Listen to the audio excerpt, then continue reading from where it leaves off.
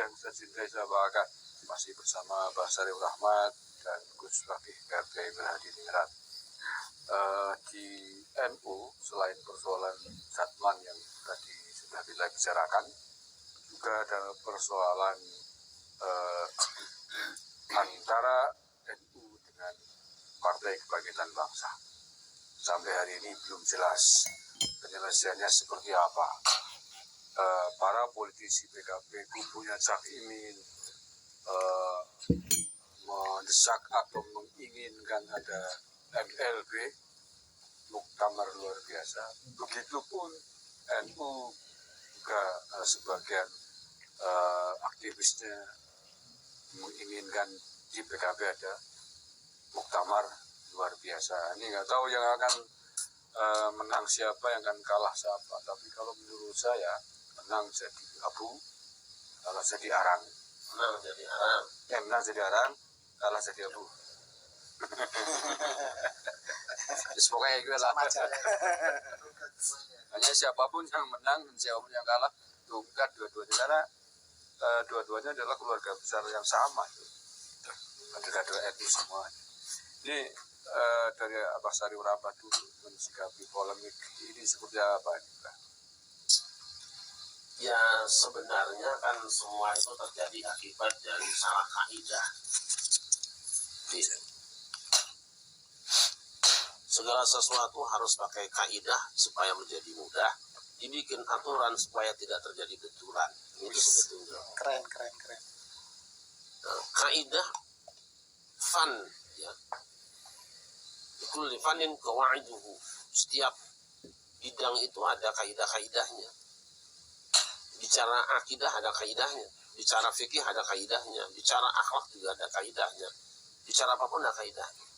Nah, kaidah-kaidah tadi harus dipasang di tempatnya. Ketika orang bicara akidah, ya kaidah-akidah yang dipakai. Jangan ketika bicara fikih, kaidah-kaidah akidah yang dibawa. Pun ketika berpolitik, kalau dalam berpolitik, maka kaidah yang dipakai adalah kaidah politik. Apa kaidahnya? Politik itu adalah, isinya kan 3. Merebut kekuasaan, mempertahankan kekuasaan, atau melepaskan kekuasaan lah. Istilah orang 2 lah ya, mengambil kekuasaan atau mempertahankan kekuasaan. Maka perebutan yang terjadi di dalam dunia politik atau di kalangan para ahli politik, itu meniscayakan ada jurus-jurus seperti perang. Yang penting target kekuasaannya itu diraih, seperti itu. Nah, kaidah ini kita lupakan. Wong kita lagi ngomongin politik, misalnya kok pakai fikih, bahsul masail, gimana dan rumit juga nanti akhirnya kan. Itu ada bagian-bagian yang kita lupakan. Jadi yang pertama itu kita kadang lupa memasang kaidah ketika sedang berbicara tentang sesuatu. Sadarkan kembali, kalau bicara politik maka hatimu, pikiranmu, kaidahmu, dan matamu harus diarahkan kepada kaidah politik tadi. Itu yang penting. Nah, kita tidak siap dengan itu. Terus kadung bikin partai politik, tapi belum siap bermain politik. Gitu. Namanya politik ya isinya itu, rebut kekuasaan, mempertahankan kekuasaan. Caranya, yaitu yang kadang-kadang kita bawa-bawa yang lain. Gitu loh. Yang paling mungkin Bapak Syarif, yang paling mungkin dan paling pantas MLB ini siapa? Apakah NU, apakah PKB? Kemarin ada pernyataan di kalangan para kiai NU, kembalikan PKB ke NU. Saya tanya, NU kembalikan ke siapa? Dua-duanya ada masalah kok. PKB bermasalah dengan NU, NU juga bermasalah. Bukan cuma dengan PKB. Tapi gini, ingat ya, ini saya ngomong kepada semuanya aja. Ini sekarang bangsa Indonesia akan menghadapi pilkada. Dan putra-putra Nahdlatul Ulama banyak sekali yang sedang didorong untuk maju, baik bupati, wakil bupati, wali kota, wakil wali kota, dan gubernur juga wakil gubernur. Kendaraan yang dipakai selama ini adalah PKB. Kira ketika PKB digoncang, maka kepercayaan masyarakat kepada calon dari PKB akan menipis. Dan ketika gagal, yang rugi bukan cuma PKB, tapi NU. Karena anak NU menjadi gagal naik. Yang kedua, ini kan presiden terpilih sedang menyiapkan calon menteri. Dia sedang ngincar siapa saja yang akan diambil menjadi menterinya. Sangat beresiko apabila mengambil menteri dari komunitas atau ormas yang bermasalah, yang sedang terlibat konflik. Jangan menyesal kalau nanti nggak ada menterinya di situ loh. Kalaupun ada menteri di situ, bukan lagi wakil NU, bukan lagi wajah NU yang dibawa, tetapi wajah yang lain. Dan di situ kita menjadi tidak ada harganya. Ini aja. Mau ngambil tokoh PKB, nanti takut resisten dengan NU. Mengambil NU, dimusuhi PKB. Gedung DPR ribut nanti itu. Apa saja Pak jadi menteri? Saya menteri pengairan aja, sudah ada kopi, udah enak. Daripada Pak Prabowo bingung. Kalau menurut Gus Wagi gimana? Kalau saya akan mengupas dari 3 hal. Yang pertama bahwa mengutip dari apa yang disampaikan oleh almarhum Kiai Haji Hasyim Muzadi, mantan ketum PBNU. Suatu ketika saya pernah satu forum dengan beliau di Pasuruan waktu itu. Beliau mengatakan bahwa kelemahan terbesar dari keluarga besar NU adalah kalau yang lain, saya katakan Muhammadiyah atau ormas yang lain, itu kalau berkonflik dengan sesamanya itu menggunakan tasawuf. Tetapi kalau dengan orang luar menggunakan siasah.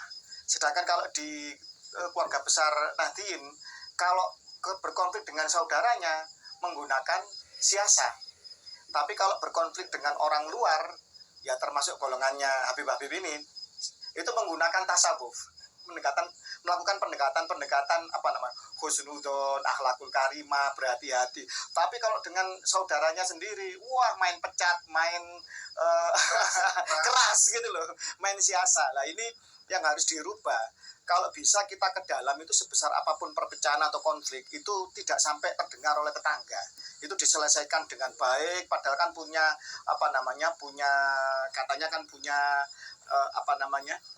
tabayun, punya alat-alat untuk melakukan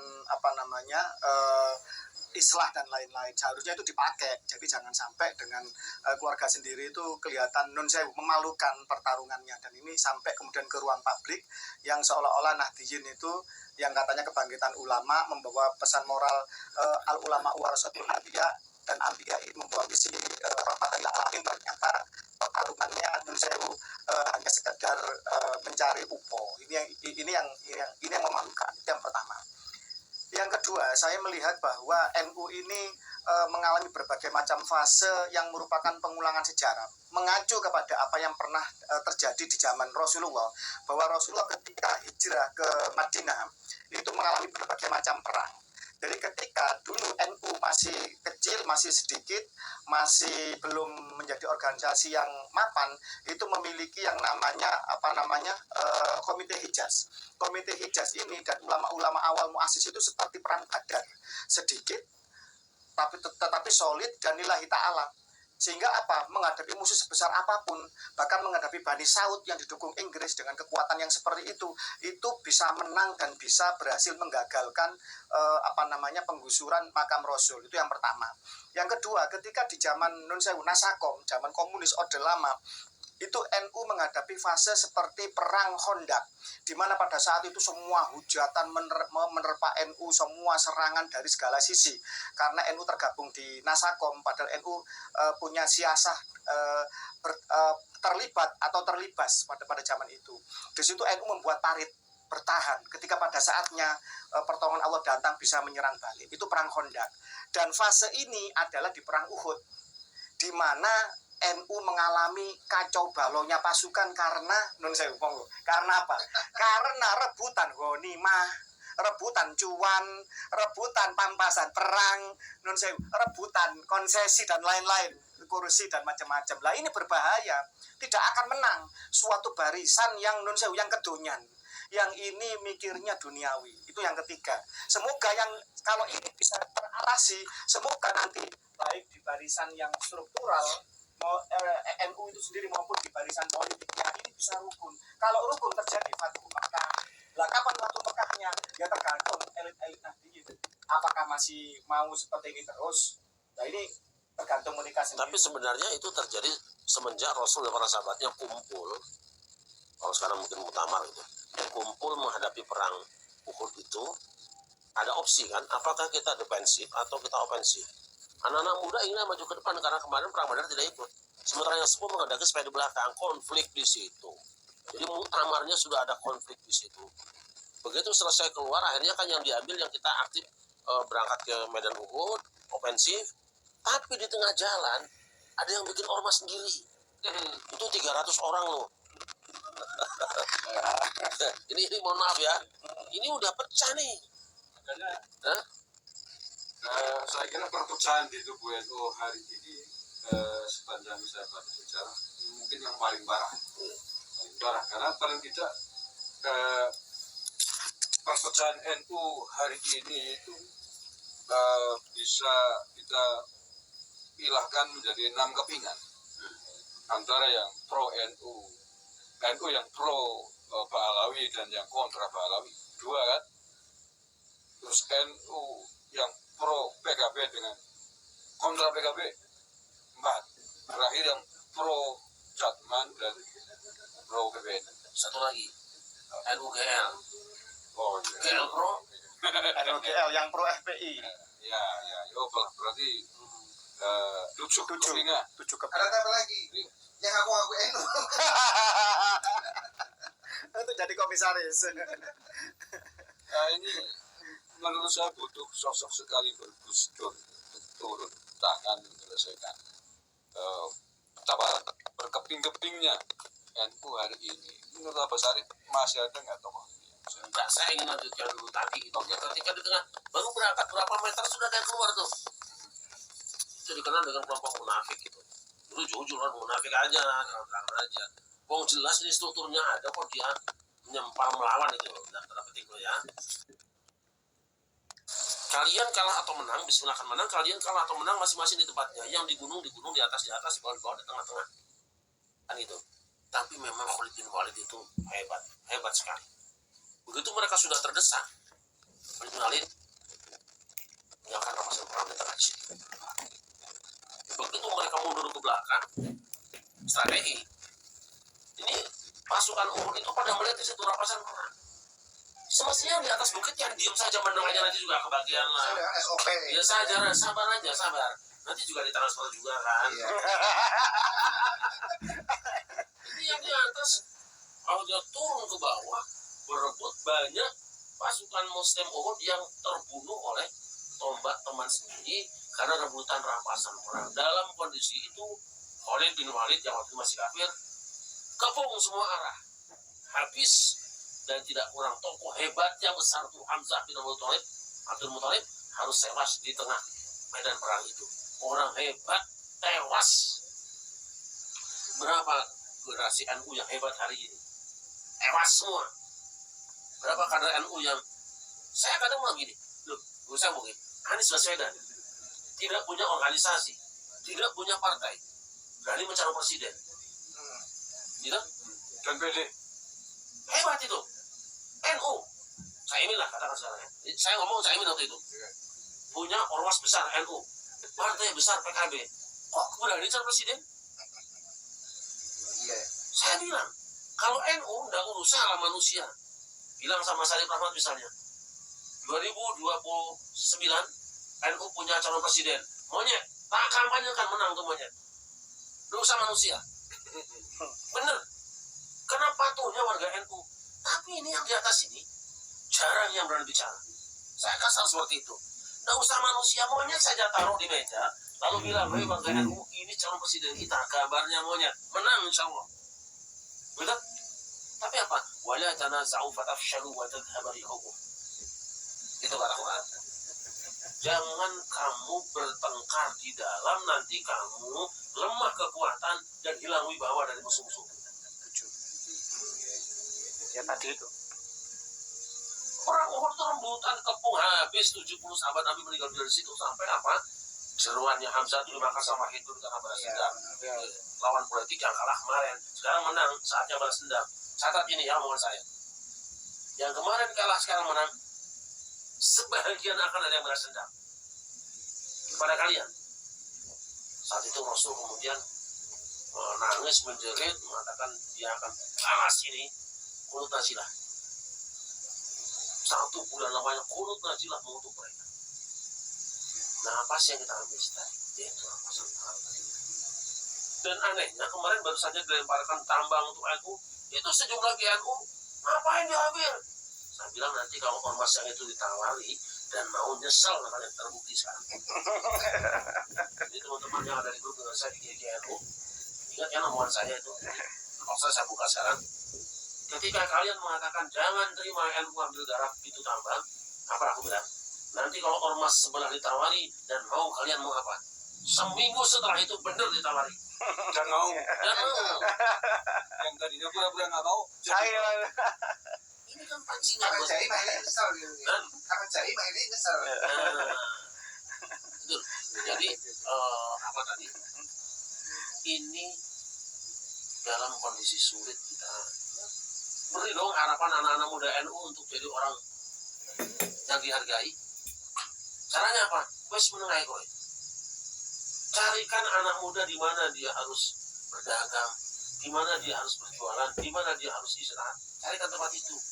Bukan anak-anak muda dipertontonkan keributan seperti ini. Kita kadang mikir gini, yo judulnya mau ulama suci banget. Muktamar ribut, bikin partai ribut, coba sebelahnya. Muktamar adem, bikin partai adem.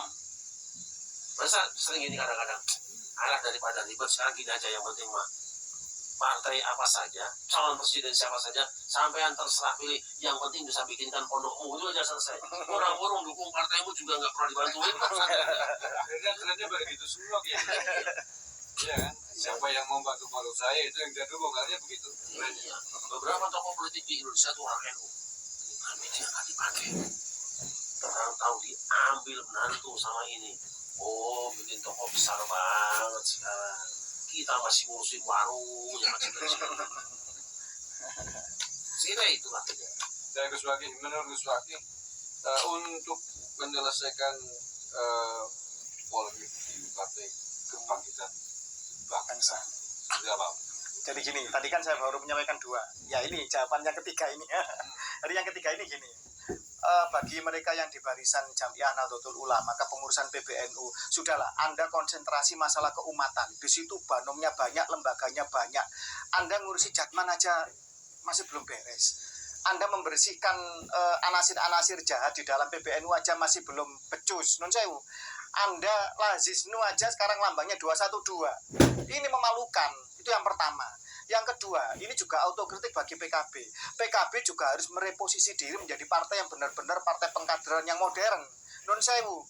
Kalau kita bicara demokrasi, demokrasi itu adalah kepemimpinan yang ada aturan main dan ada batasannya. Jadi non sewu kayak Cak Imin, mohon maaf Cak Imin nggih, panjenengan senior saya di PBPMI. Tapi ayo membuat pengkaderan. Jangan sampai jadi ketua partai seumur hidup. Ini bukan partai komunis. Ini bukan partai zaman dulu lagi. Ayo membuat kader-kader NU yang pinter, yang canggih, yang banyak potensinya, yang di barisan politik ini juga banyak yang berbakat di situ. Ayo dibuat sistem pengkaderan yang bagus. Panjenengan jadi ketua dewan pembina misalkan. Itu keren. Dan ketua partai itu dibuat semodern mungkin semacam itu. Jadi baik PKB maupun PBNU mari menjadi sebuah organisasi, sebuah institusi, sebuah entitas yang modern yang bisa menantang perkembangan zaman. Dan tolong jangan aji mumpung. Dan tolong jangan menjadi diktator. Dan tolong tegaslah dengan tupoksi masing-masing. Kalau PBNU beres, Jatman belum beres, ngapain sekarang mau mencaplok PKB? Dan PKB sendiri juga harus sadar bahwa kalau begini terus, mereka tidak seksi di mata Nahdliyin. Nahdliyin seperti tadi, lebih baik saya mendukung partai lain. Karena partai lain itu secara pragmatis, secara jelas, secara akomodatif, itu memenuhi kepentingan kami di pondok pesantren kami, di TPQ kami, di pengajian-pengajian kami, dan lain-lain. Pada titik akhirnya, tolonglah, kita Nahdliyin ini punya mekanisme tabayun, punya mekanisme islah, punya ukhuwah watoniyah, basariyah, insaniyah, dan ukhuwah an-nahdiyah. Mari kumpul bicara yang enak gitu loh. Kalau sekarang jadi 3, islah, okay, wislah, Berselah. Waduh ini ngeri. Dan ujung-ujungnya kalah. Nah itu Tambah lagi Ruiz lah. terus lah. Karena berantem makanya dimasuki yang lain, dan mereka yang melakukan itu melakukan divide et impera non sewu yang berwajah keras seperti FPI, sehingga orang NU yang seneng keras merapat ke sini, dicaplok, diiris lah sebagian jamiahnya. Kemudian yang nggak suka sama FPI kemudian merapat ke yang satu, menawarkan wajah moderat, wiritan, solawatan, dicaploklah sama sana. Pada akhirnya umat Nahdliyin akan tergerus terus. Kalau tidak bersatu ya ini bahaya ini. Ya perang Uhud efek dari mekanisme perang Uhud akan terjadi. Fathu Mekahnya masih lama kalau seperti ini terus. Itu aja yang bisa saya sampaikan. Monggo. Kalau menurut Pak Saleh gimana? Khususnya agak menurut PBNU ini dari berbagai aspeknya ya, termasuk pro kontra Pahlawi, Israel, pro kontra Jatim. Ini gimana penyelesaiannya?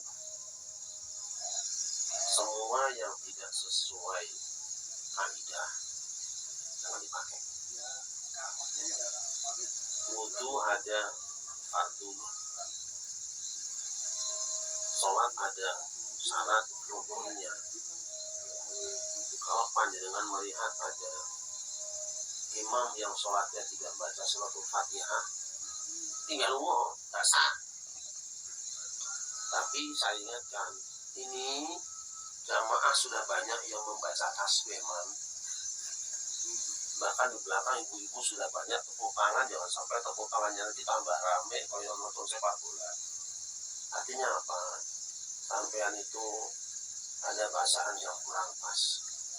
Maksud saya, ucapan imam ketika membaca surat ada yang kurang pas. Kok didengerin kalau ada yang di belakang yang membaca subhanallah, itu bukan benci kok. Jangan kita marah, bes begitu aja. Coba perbaiki kalimatnya, benarkan ayatnya. Nah, tapi kalau memang panjenengan sudah merasa keluar angin, walaupun tidak terdengar oleh jamaah, biasanya di mimbar itu ada pintu alternatif, monggo, nggak akan terhina. Kalau memang sudah keluar angin dari bawah, tapi kalau masih belum keluar angin, kok dengerin yang di belakangmu itu aja. Ini warga NU pintar-pintar, dan semuanya sayang NU. Tapi sangat disayangkan, diingatkan bahwa ada bahaya di depan, tidak benar. Jadi itu aja saya kira. Itu aja. Monggo barang-barang kita selamatkan perahu ini. Semua penumpang ingin perahu sampai tujuan, ingin sampai ke pantai. Kalau panjangan merasa berada di nahwaga di bagian depan, benar panjangan yang bisa bawa ke depan, tapi juga jangan lupakan yang di belakang. Kalau ada bocor, kalau bilang minggir dulu, minggirlah, jangan bisa perhatikan. Tapi memang ya kita harus evaluasi bersama. Jadi yang sepanjang zaman ya memang persoalan persatuan di antara tokoh-tokoh NU di semua level memang menurut saya hal yang sangat sulit diwujudkan.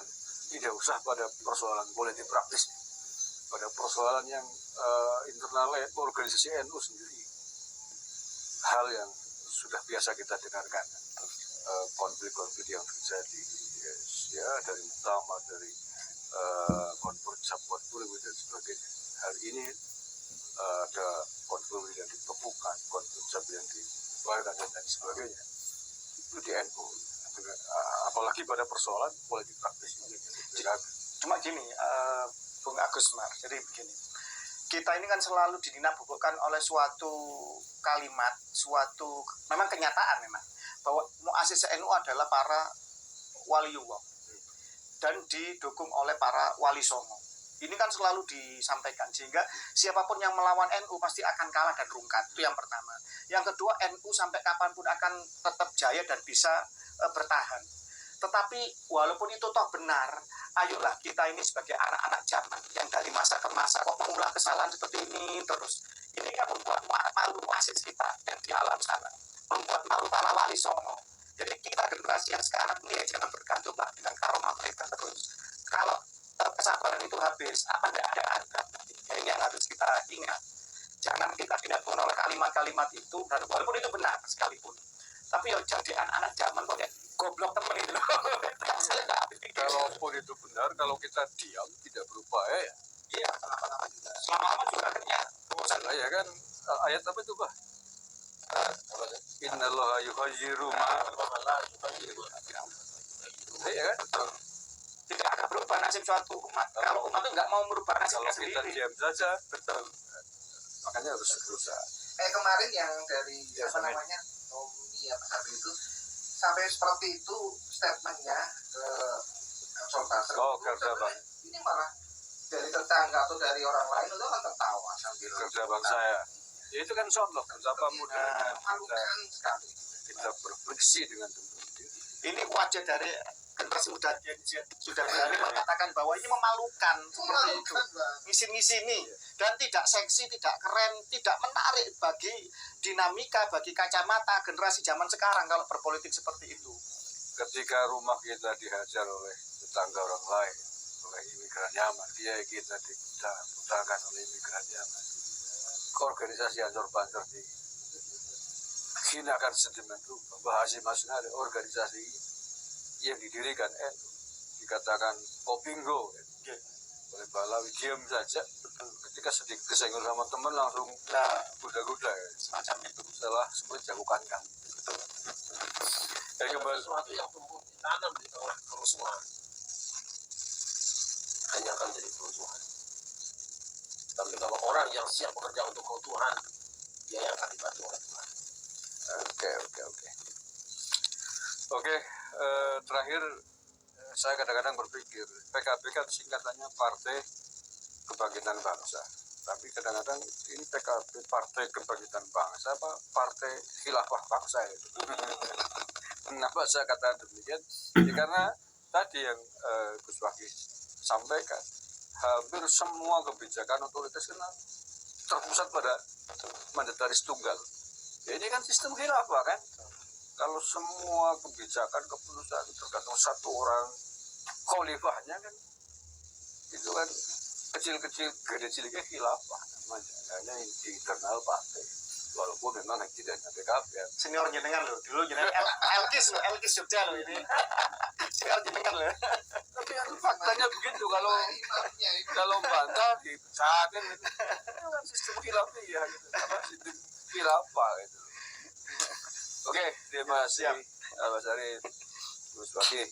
Bincang-bincangnya mudah-mudahan bermanfaat bagi umat, khususnya umat dan umat PKB karena tema sentralnya kita pada malam hari itu. Terima kasih, kurang lebihnya mohon maaf. Assalamualaikum warahmatullahi wabarakatuh. Waalaikumsalam.